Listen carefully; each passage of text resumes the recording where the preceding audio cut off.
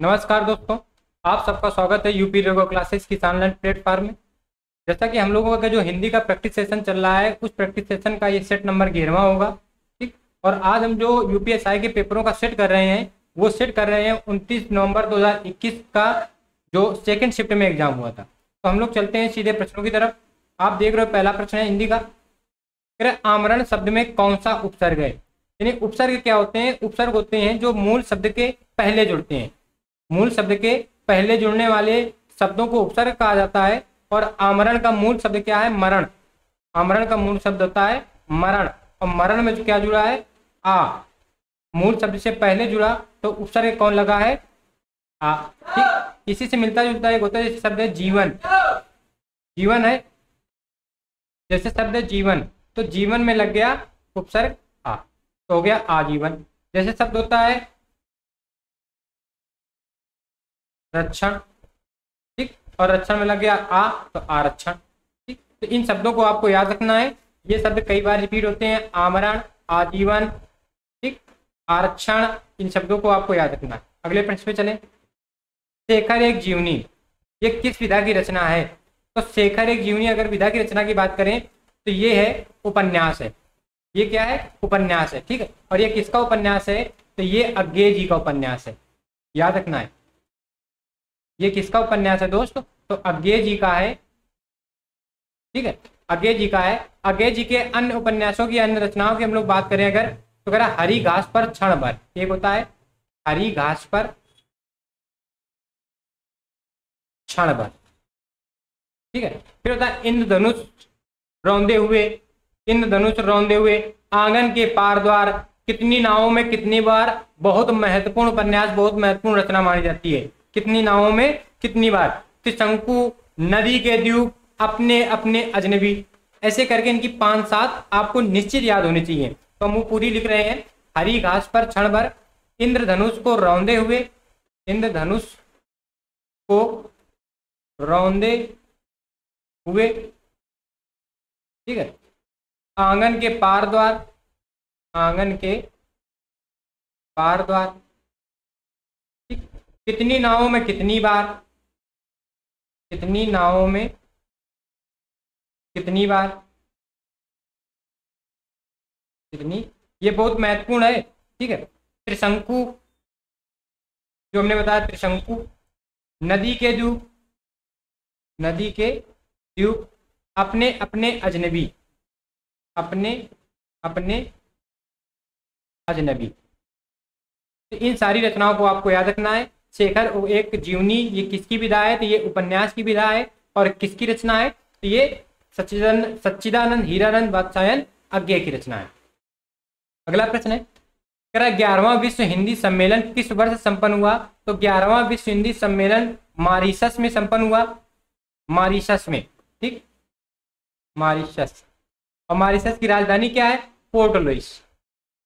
तो कहां संपन्न होगा? मॉरीशस की राजधानी पोर्ट लुइस। कब? तो 2018 में। अगर हम 2012 की बात करें तो 2012 में संपन्न हुआ था दक्षिण अफ्रीका के जोहान्सबर्ग में। जोहान्सबर्ग में संपन्न हुआ था। ठीक है। अगर हम लोग बात करें 2015 में, तो 2015 में संपन्न हुआ था भारत के भोपाल शहर में। भारत के मध्य प्रदेश के भोपाल शहर में संपन्न हुआ था। तो आपको ये सारी याद रखनी है। अगले क्रम पे चले हम लोग। विस्मरण का विलोम शब्द क्या होता है? विस्मरण, ठीक। तो विस्मरण का क्या होता है? कोई चीज विस्मरण हो गई, कहते हैं कि विस्मरण हो गई, तो कोई चीज स्मरण है। कोई चीज क्या है? याद है, और कोई चीज भूल गए, तो विस्मरण का होता है स्मरण, अर्थात डी नंबर एकदम सही है। अगले प्रश्न में चले हम लोग। तत्पुरुष का सही संधि विच्छेद क्या है? ठीक? तो देखो, तत् धन पुरुष, ठीक, ये शब्द समझ में आएगा। अब देखो, तत् धन पुरुष ही है, तद बदन पुरुष ही है, तो व्यंजन संधि का उदाहरण चला जाता है। क्या चला जाता है? कि यदि ता के बाद, ता के बाद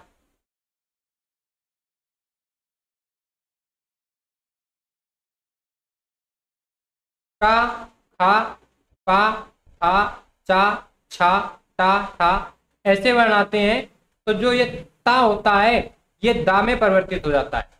इसमें परिवर्तित होता है दा में, ठीक। या ऐसे याद रखोगे कि यदि ता के बाद कोई सघोष आए, सघोष, तो ता किसमें बदल जाएगा, दा में। ता किसमें बदल जाएगा, दा में, ठीक। तो मूल तत्व या तद दोनों चलते हैं। अब इस हिसाब से आपको करना होगा तत् धन पुरुष यानी ए नंबर, लेकिन आयोग ने इसका कराया था तद धन पुरुष अर्थात बी नंबर। ये प्रश्न कंट्रोवर्शियल है। तत् धन पुरुष का सही संधि विच्छेद तत् धन पुरुष होना चाहिए, लेकिन आयोग ने अपने आंसर की पे तत् धन पुरुष कराया है। तो आयोग के अनुसार हम लोग करेंगे बी नंबर, लेकिन होना चाहिए ए नंबर। अगले प्रश्न पे चले। मिलनसार में कौन सा प्रत्यय है। प्रत्यय क्या होते हैं, प्रत्यय वो शब्द कहलाते हैं जो मूल शब्दों के अंत में जोड़े जाते हैं, अंत में जोड़े जाते हैं, ठीक। मूल शब्द क्या है दोस्त, तो मूल शब्द है मिलन, और मिलन में क्या जोड़ा गया है, सार। मिलन में क्या जोड़ा गया है, सार। तो सार क्या हो जाएगा, इसमें प्रत्यय माना जाएगा। अगले प्रश्न की तरफ चले हम लोग।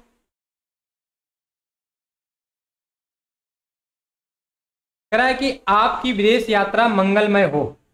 यह किस प्रकार का वाक्य है। जैसे हम आपसे कह दें कि आप सफल हो, आप भविष्य में कामयाब व्यक्ति बने, यानी हम यह क्या कर रहे हैं, हम एक इच्छा व्यक्त कर रहे हैं, हम ईश्वरीय प्रार्थना कर रहे हैं, अपनी इच्छा बता रहे हैं। तो आपकी विदेश यात्रा मंगलमय हो, इसका तात्पर्य ये वाक्य दोस्त कैसा माना जाएगा, इच्छावाचक। निषेधवाचक में क्या होता है, नकारात्मक बातें होती हैं कि आप वहां ना जाइएगा, आप वहां ना बैठिएगा, आप ऐसा ना करिएगा, ठीक। संकेतवाचक में क्या होता है, संकेत दिया जाता है। संकेत क्या होता है कि अगर आपने ऐसा किया तो ये हो जाएगा, वहां जाओगे तो हो सकता है खतरा हो सकता है ये दिक्कत हो, तो वो संकेतवाची वाक्य होते हैं। विधानवाचक वाले वाक्य समान वाक्य होते हैं कि राम गाना गा रहा है, सीता खाना खा रही, ऐसे वाक्यों को विधानवाचक वाक्य कहा जाता है। अगले प्रश्न।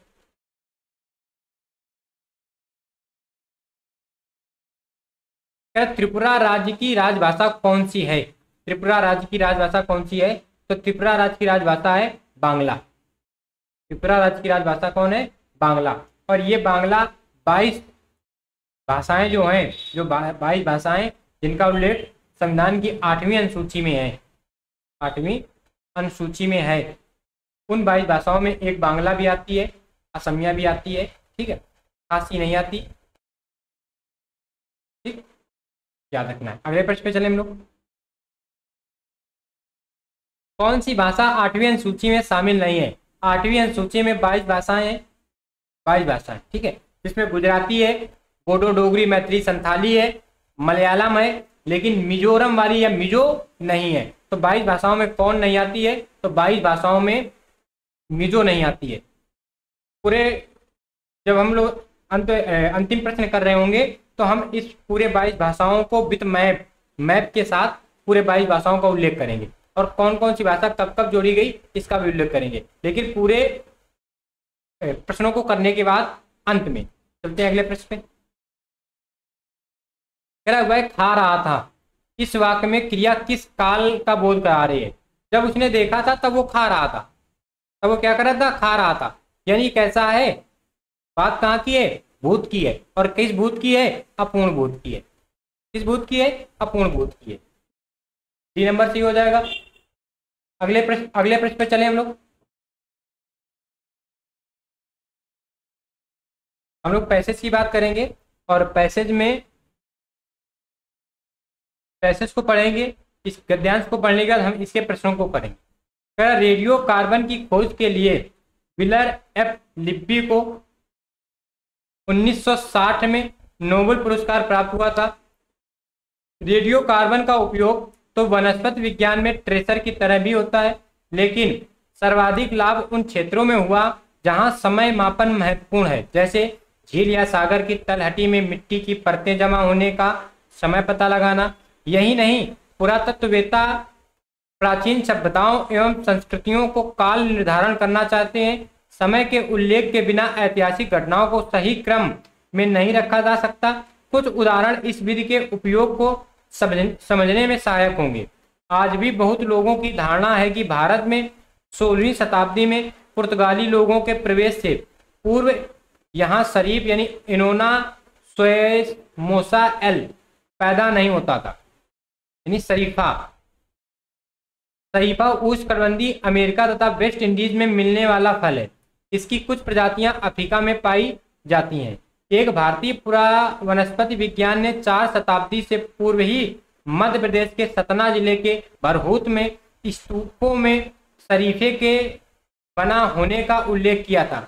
यह संरचना ईसा से लगभग 1 शताब्दी से अधिक पुरानी है। अर्थात जो कहा गया कि नहीं 16वीं शताब्दी में पुर्तगालियों ने शरीफा दिया, इससे पहले भी शरीफा भारत में उत्पादित होता था। अब हम लोग बात करेंगे प्रश्नों की। किसकी खोज के लिए विलर एफ लिब्बी को 1960 में नोबेल पुरस्कार प्राप्त हुआ? तो किसकी खोज की थी? तो रेडियो कार्बन की। किसकी खोज की थी? रेडियो कार्बन की। तो बी नंबर एकदम सही। अगला प्रश्न है, उक्त अनुच्छेद के अनुसार कौन सा कथन सही नहीं है? रेडियो कार्बन का उपयोग वनस्पति विज्ञान में ट्रेसर की तरह भी होता है। बिल्कुल सही है। पुरातत्ववेत्ता प्राचीन सभ्यताओं एवं संस्कृतियों का काल निर्धारण करना नहीं चाहते हैं। काल निर्धारण करना चाहते हैं तभी तो वो कार्बन डेटिंग का प्रयोग करते हैं, रेडियो कार्बन का प्रयोग करते हैं। तो यही वाला ऑप्शन सही नहीं है, चूंकि करना चाहते हैं। ठीक। बाकी बहुत लोगों की धारणा है, सी नंबर पढ़ रहे, बहुत लोगों की धारणा है कि भारत में 16वीं शताब्दी में पुर्तगाली लोगों के प्रवेश से पूर्व यहाँ शरीफा यानी इनोना मोसा एल पैदा नहीं होता था। बिल्कुल धारणा है, लेकिन मध्य प्रदेश के सतना जिले के भरहूत नामक स्थान से जो ईसा पूर्व के या ईसा की पहली सदी के आसपास के स्तंभलेख मिलते हैं, उसमें शरीफे के फल का उल्लेख मिलता है। ठीक। लेकिन बहुत से लोगों की धारणा है कि नहीं पुर्तगाली लाए थे। तो ये भी सही है पैसेज के अनुसार से। एक भारतीय वनस्पति विज्ञान ने 4 शताब्दी से पूर्व ही मध्य प्रदेश के सतना जिले के भरहूत स्तूपों के बना होने का उल्लेख किया था। तो बिल्कुल सही है, ये भी सही है। तो कौन सा गलत था? तो बी नंबर गलत है। आंसर क्या हो जाएगा? B number. अगला प्रश्न, टेम्परेरी अपॉइंटमेंट का हिंदी पर्याय क्या होगा? टेम्परेरी अपॉइंटमेंट का हिंदी पर्याय हो जाता है अस्थायी नियुक्ति। क्या हो जाता है? अस्थायी नियुक्ति। ठीक। अगर कह रहा है कि अस्थायी रिक्ति, तो इसका होता है टेम्परेरी वैकेंसी। टेम्परेरी वैकेंसी किसका? अस्थायी रिक्ति का। अस्थायी व्यवस्था, अस्थायी व्यवस्था का हो जाता है टेम्परेरी अरेंजमेंट। कहते हैं ना कि अरेंजमेंट करना है, यानी व्यवस्था करना है, तो टेम्परेरी अरेंजमेंट। और अस्थायी पद, अस्थायी पद का हो जाता है टेम्परेरी पोस्ट। Temporary post. ठीक। तो इसका आंसर क्या हो जाएगा? C number. बाकी हम चारों की व्याख्या बता चुके। इनमें से कौन सा शब्द आलसी का पर्याय शब्द नहीं है? आलसी का पर्याय शब्द बताना है। तो आलसी का देखो ठलुआ, सुस्त या निठल्ला, ये सारे के सारे आलसी के पर्याय हैं। आलसी का पर्याय ना समझ नहीं है। आलसी का पर्याय ना समझ नहीं है। ना समझ किसका पर्याय माना जाता है? तो ना समझ मूर्ख का पर्यायवाची माना जाता है। ठीक। अगले प्रश्न पे चले। अध्यापक ने मुझे 4 पुस्तकें दी। इस वाक्य में 4 किस प्रकार का विशेषण है? अध्यापक ने मुझे 1 पुस्तक दी, 2 दी, 3 दी, 4 दी, 5 दी। ये कैसी है? संख्याओं पे है। तो कैसा विशेषण है? संख्यावाची विशेषण है। अर्थात कौन सा सही हो जाएगा अपना? बी नंबर एकदम राइट माना जाएगा। अगली प्रश्न की तरफ चले हम लोग। सलावर्ण शब्द का तद्भव रूप कौन सा है? ठीक है।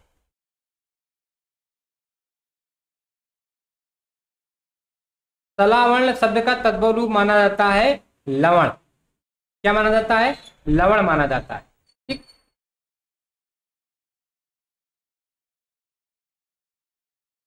सॉरी, लवण नहीं माना जाता।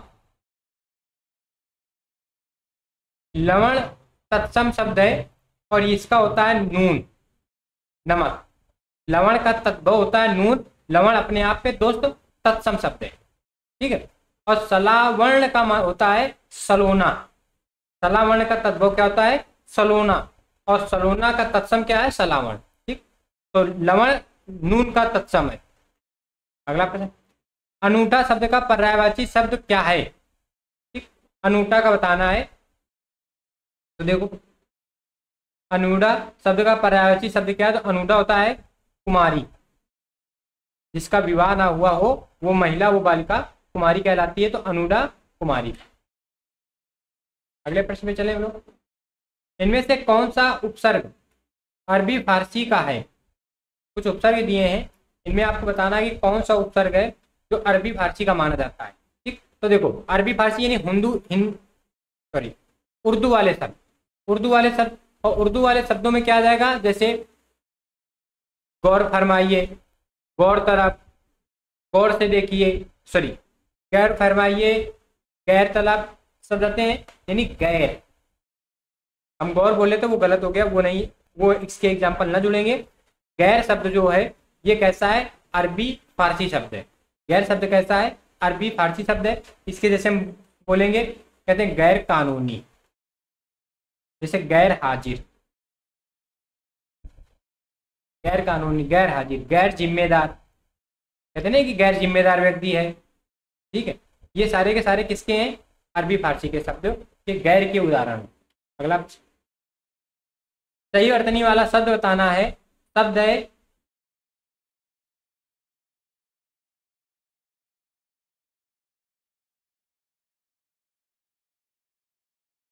अनौपचार। शब्द है अनौपचारिक, अनौपचारिक ये शब्द है, अनौपचारिक मूल शब्द माना जाएगा। और तो अनौपचारिक लिखा कहाँ है, तो वो लिखा है बी नंबर में।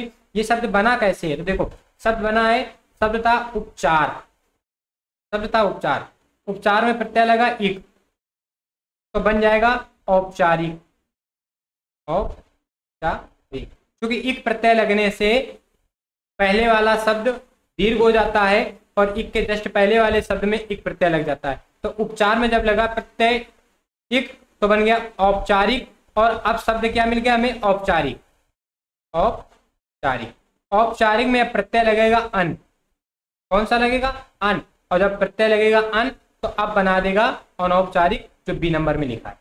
यानी मूल शब्द क्या था, उपचार, उपचार से बना है। अगला प्रश्न, दीप धीरे धीरे बुझने लगा, इस वाक्य में धीरे धीरे किस प्रकार का क्रिया विशेषण है? तो पहले तो यही याद रखना है कि धीरे धीरे क्या है, क्रिया विशेषण है। ये किस प्रकार का क्रिया विशेषण माना जाता है, तो यह रीतवाचक क्रिया विशेषण है। कोई चीज, किसी चीज का घटित होना, कोई चीज होना, ये रीतवाचक में जाता। ठीक, परिणाम आप समझते हो, किसी का परिणाम मिलना। काल पे समय की बात करेगा कि सुबह शाम, इधर उधर, ये बात करेगा। स्थान, स्थान में जगह की बात करेगा कि यहाँ वहां, ऐसे शब्द आएंगे। ठीक, अगला प्रश्न कह रहा है, गिरिराज किशोर को प्राप्त पुरस्कार के संबंध में रचना और पुरस्कार का कौन सा जोड़ा सही है? देखो गिरिराज को 1992 में, 1992 में ढाई घर उनकी रचना है, और इस ढाई घर के लिए साहित्य अकादमी पुरस्कार दिया गया था।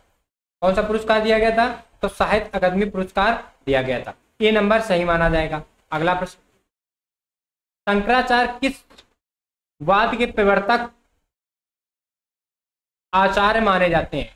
तो शंकराचार्य माने जाते हैं अद्वैतवाद के। किसके माने जाते हैं, अद्वैतवाद के। अगर हम बात करें द्वैतवाद के कौन माना जाता है, तो माधवाचार्य, माधवाचार्य। अगर हम बात करें विशिष्टाद्वैतवाद के कौन माने जाते हैं, तो विशिष्टाद्वैतवाद के माने जाते हैं श्री रामानुजाचार्य, रामानुजाचार्य। अगर हम बात करें द्वैताद्वैतवाद के कौन माने जाते हैं, तो द्वैताद्वैतवाद के माने जाते हैं निम्बार्काचार्य, निम्बार्काचार्य। ठीक, एक था शुद्ध द्वैतावाद, शुद्ध द्वैतावाद, इसके याद रखना वल्लभाचार्य, वल्लभाचार्य। अगले प्रश्न पे चले, परहित सरित धर्म नहीं भाई, पर पीड़ा सम नहीं अदमाई। ये निम्न में से किसकी रचनाएं मानी गई हैं? तो ये रचनाएं मानी गई हैं तुलसीदास की। किसकी रचनाएं? तुलसीदास की रचनाएं कि परहित सरित धर्म नहीं भाई, पर पीड़ा सम नहीं अदमाई। तुलसीदास की जैसे रचनाएं अक्सर पूछी जाती हैं कि तुलसी भरोसे राम के, निर्भय होके सोए, अनहोनी होनी नहीं, होनी हो सो होए। ये तुलसीदास की बहुत महत्वपूर्ण रचना मानी, मतलब कृति मानी जाती है। एक उनकी पंक्तियां और याद आती हैं, जैसे दया धर्म का मूल है, पाप मूल अभिमान, तुलसी दया न छोड़िए, जब लग बट में प्राण। दया धर्म का मूल है, पाप मूल अभिमान। ठीक, यानी दया जो है वो धर्म का मूल है और पाप मूल किसका है? अभिमान का। और तुलसी दया न छोड़िए जब तक बट में प्राण। अगले प्रश्न पे चले हम लोग। आप क्यों हर बात पर शर्मिंदा हो रहे हो, इस वाक्य में किस प्रकार के विशेष क्रिया विशेषण का प्रयोग किया गया है? ठीक, तो इस वाक्य में किस प्रकार का आप क्यों हर बात पे, यानी बार बार कोई चीज घटित हो रही है, आप क्यों हर बात पे बार बार कोई चीज घटित हो रही है नहीं, वो रीतवाचक क्रिया विशेषण है। बी नंबर एकदम सही माना जाए। इनमें से कौन सा शब्द अब्द का अर्थ नहीं है? कौन सा शब्द है जो अब्द का अर्थ नहीं है? तो अब्द का अर्थ वाटिका नहीं है, अब्द का अर्थ वाटिका नहीं है। अगले प्रश्न पे चले। सहानुभूत शब्द में मूल शब्द प्रत्यय का सही विकल्प क्या है? मूल शब्द प्रत्यय का सही विकल्प क्या है? ठीक है, तो देखो सहानुभूति बना शब्द आपने सुना कि किसी चीज की अनुभूति होना, अनुभूति हो रही है और किसी के साथ वो अनुभूति होना, तो वो बन गया सहानुभूति। सधन अनुभूति से बना सहानुभूति। और सधन अनुभूति याद रखना कौन सी संधि है? तो दीर्घ स्वर संधि। सहानुभूति में कौन सी संधि है? तो दीर्घ स्वर संधि है। गारो किस राज्य में बोली जाती है? गारो उस राज्य में बोली जाएगी जहाँ पे गारो खासी जनतियां पहाड़ियां हैं, जहाँ पे गारो खासी जनतियां पहाड़ियां हैं। ये पहाड़ियां कहाँ हैं? तो ये पहाड़ियां दोस्त मेघालय राज्य में मानी जाती हैं। ठीक, यानी इसका आंसर क्या हो जाएगा? D number. गारो कहाँ बोली जाती है? तो डी नंबर में बोली जाती है। अगले प्रश्न पे चले। चरण कमल बंदो हरि राही। जो हरि के चरण हैं वो कमल के तरीके हैं या कमल है। चरण कमल बंदो हरि राही, यानी हरि के चरण वो कमल ही है, यानी जिसमें उपमान का उपमेय में अभेद रूप से तुलना की जाए, वहां पे अलंकार कौन सा होता है? रूपक अलंकार होता है। यानी चरण ही कमल है, ऐसा कह रहा है, चरण ही कमल है। और जहां कह दिया जाए कि कमल जैसे चरण है, तो जहां पे जैसे, जैसा, सा, सी, से, समान जैसे शब्दों का प्रयोग किया जाता है, वहां पे उपमा अलंकार होता है। और जहां पे तुलना ना की जाए, यही कह दिया जाए कि वही ये है, तो वहां पे रूपक अलंकार होता है। अगला प्रश्न। बच्चों के लिए मिठाई लाइए, इस वाक्य में कौन सा कारक है? बच्चों के लिए मिठाई लाना है और बच्चों को मिठाई देने के बाद उनसे वापस तो लेओगे ना, क्योंकि वो खा लेंगे, तो कौन सा कारक है? संप्रदान कारक है। कौन सा कारक माना जाएगा दोस्त? तो यहाँ पे माना जाएगा संप्रदान कारक माना जाएगा। अगले प्रश्न की तरफ चलें। करुणालय के रचनाकार कौन है? करुणालय के रचनाकार कौन है?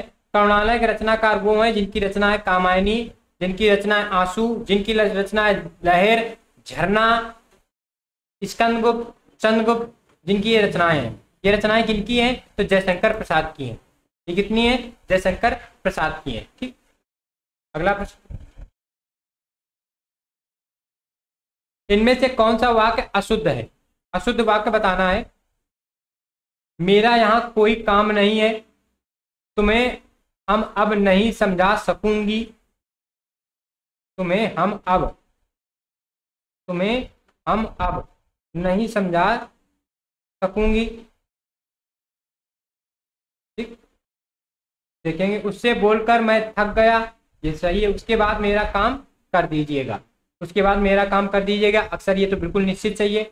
उससे बोलकर मैं थक गया, ये भी सही है। तुम्हें हम अब नहीं समझा सकते, तुम्हें हम नहीं, तुम्हें मैं अब नहीं समझा सकूंगी, तुम्हें मैं अब नहीं समझा सकूंगी, अर्थात बी नंबर अशुद्ध वाक्य, बाकी सब शुद्ध है। केंद्रीय हिंदी संस्थान आगरा की पत्रिका कौन सी है? तो केंद्रीय हिंदी संस्थान आगरा की पत्रिका जो मानी जाती है वो मानी जाती है गवेषणा।